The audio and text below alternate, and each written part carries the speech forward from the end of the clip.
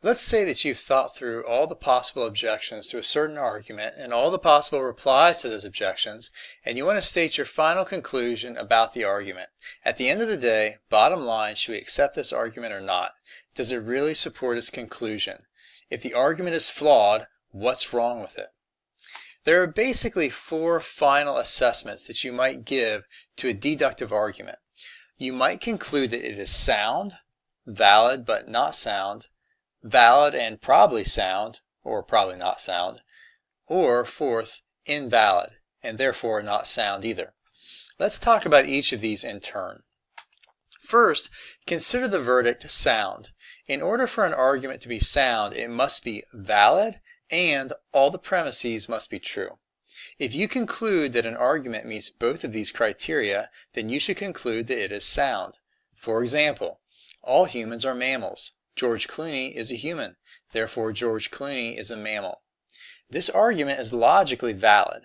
Unless you are unsure about the truth of one of the premises, you should conclude that it is sound, and therefore that its conclusion is true. Second, valid but not sound. If you conclude that an argument is logically valid, but that one or more of its premises are false, then you should conclude that it is not sound. For example, all humans are handsome. George Clooney is a human. Therefore, George Clooney is handsome. If you think that, alas, premise 1 is false, as I do, then you should conclude that this argument is valid but unsound. This argument, therefore, provides no support for the conclusion, even if the conclusion is true. Third, valid and probably sound, or valid but probably not sound. If you think that an argument is valid, but you're not sure whether one or more of the premises is true, then you can modestly conclude that it is probably sound, or probably not sound, as the case may be. For example, all superstar actors can spell their own names. George Clooney is a superstar actor. Therefore, George Clooney can spell his own name. Now, I think premise 1 is probably true, but I'm not completely sure. So I can't be sure that the argument is sound, although it probably is. Fourth, not valid. In this case, whether the premises are true or not, they don't necessitate the truth of the conclusion. It is possible for the premises to be true and the conclusion false. So for example, all humans are mammals. George Clooney is handsome. Therefore, George Clooney is a mammal.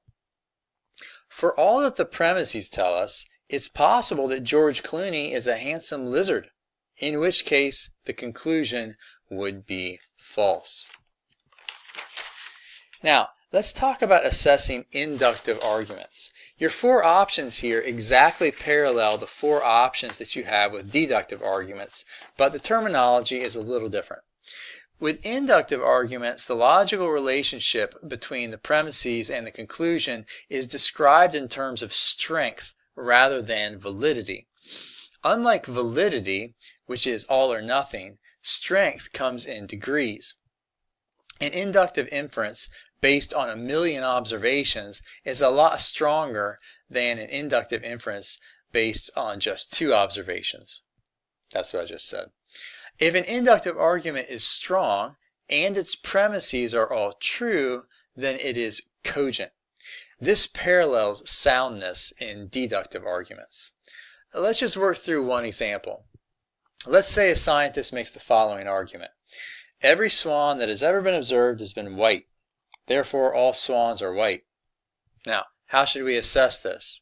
Well, every swan that has ever been observed is a really strong evidence base for making an inductive inference. That's got to include hundreds of thousands, if not millions of swans. So this is a strong argument. But unfortunately, premise 1 is completely false. I myself have often observed black swans, and so have thousands of other people. So the argument is not cogent.